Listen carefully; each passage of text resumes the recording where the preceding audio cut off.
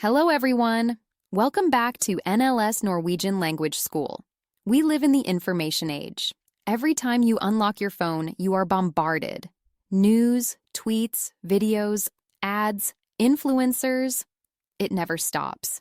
But when I ask students to discuss the media in an essay or an exam, they sound surprisingly simple. The news is fake. Ads are annoying. People believe everything. If you want to get a high score in IELTS, or if you want to sound intelligent when discussing current events at a dinner party, you need to be more specific. You need to talk about how information is manipulated. You need to talk about why we click. Today, we are going to upgrade your media literacy. I have selected 15 powerful words related to news, media, and advertising. We are going to move beyond lying and talk about sensationalism. We won't just say ads, we will talk about subliminal messages. Are you ready to see the truth behind the screen? Let's turn on the news. First, why do we click on news stories? Because the headlines are shocking. Exaggerating stories to get attention or cause excitement is called sensationalism. It's not about facts, it's about drama.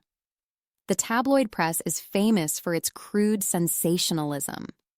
Sensationalism in the news often distracts people from the real boring issues. Use this word when you criticize modern journalism. Is the news neutral? Rarely. Most media outlets support one side or the other. This is called bias, prejudice in favor of or against one thing, person, or group. The article was criticized for its clear political bias against the government. It is difficult to find a news source that is completely free of bias. Teacher's tip. You can also use the adjective, the report was heavily biased. So, what is the opposite of biased? It is objective, based on facts, not feelings or opinions. A journalist's job is to remain objective and report only the facts. Scientists try to take an objective view of the data. In IELTS, you can argue, it is impossible for humans to be 100% objective. And what if it is based on feelings? Then it is subjective. Art is subjective. Opinions are subjective. Movie reviews are highly subjective. What I love, you might hate. The interpretation of the law can sometimes be subjective. Knowing the difference between objective, fact, and subjective, opinion, is vital for academic writing. Now, how does information move? It spreads, but don't say spread.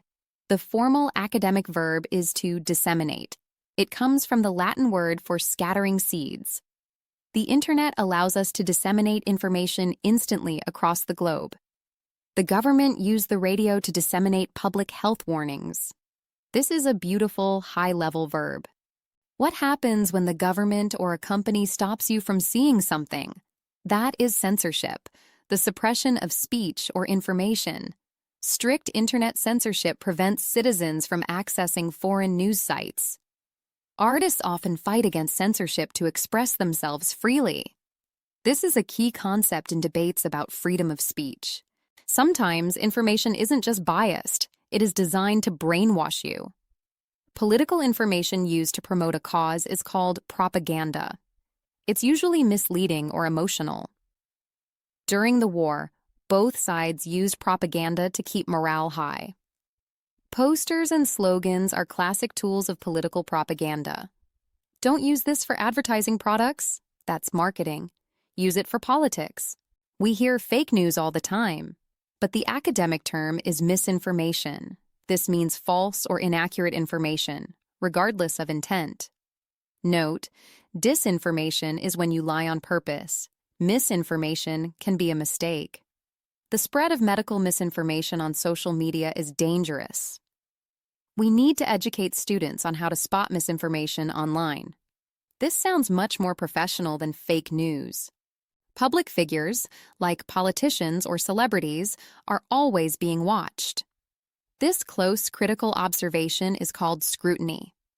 The politician's private life came under intense media scrutiny.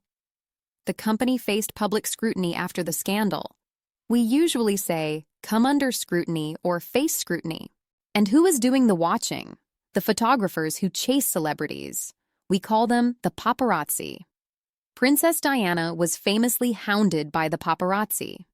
He wears a hat and sunglasses to avoid the paparazzi. This is a specific cultural term you should know. Now, let's look at ads. They are everywhere. On the bus, on your phone, in the bathroom. When something spreads widely and is unavoidable, usually in a negative way, it is pervasive. Advertising is so pervasive that we don't even notice it anymore. The influence of technology is pervasive in our daily lives. Use this to describe the everywhere-ness of media. But some ads you don't even see. They target your unconscious mind. These are subliminal messages, below the threshold of consciousness. Some people believe that movies contain subliminal advertising for products. The music in the store has a subliminal effect on how much you buy. This is a fascinating psychological concept. Why do you buy those shoes? Because your favorite football player wears them. When a celebrity promotes a product, it is a celebrity endorsement. To endorse means to approve. The brand paid millions for an endorsement from the famous singer. Celebrity endorsements are a powerful tool to target young consumers. This is how modern marketing works. Advertisers don't talk to everyone. They talk to specific people. This group is the target audience. The target audience for this toy is boys aged 5 to 10. The magazine changed its style to appeal to a younger target audience. If you work in business, you use this phrase every day. Finally, what is the result of all this advertising? We buy things we don't need. This culture of buying is called consumerism, the belief that buying goods is good for the economy and happiness. Many people are rejecting consumerism and choosing a minimalist lifestyle. Christmas has become more about consumerism than family.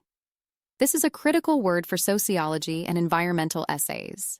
So the next time you scroll through your feed, stop and think. Is this article objective or is it sensationalism? Is this ad pervasive? Is it using subliminal tricks? Are you being influenced by propaganda? Using these 15 words doesn't just improve your English score, it improves your thinking. It protects your mind. But to really own these words, you need to debate them. You need to use them in arguments. And the best place to do that is right here, with us. At NLS Norwegian Language School, we love these kinds of discussions.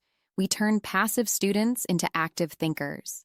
Join our small group classes to discuss the news, debate censorship, and practice expressing your objective opinions. Or book one-on-one private lessons if you need to prepare for a specific interview or exam topic. We fit into your schedule. We offer seasonal courses, spring, summer, autumn, winter, but you can register by the week. Start when you want. Pause when you need. So don't let the media control your language. Take control. Call us today at 9081-4756 or visit nlsnorwegian.no to register. Be smart, be articulate. Call 9081-4756. Thank you for watching, question everything, and I'll see you in the next video.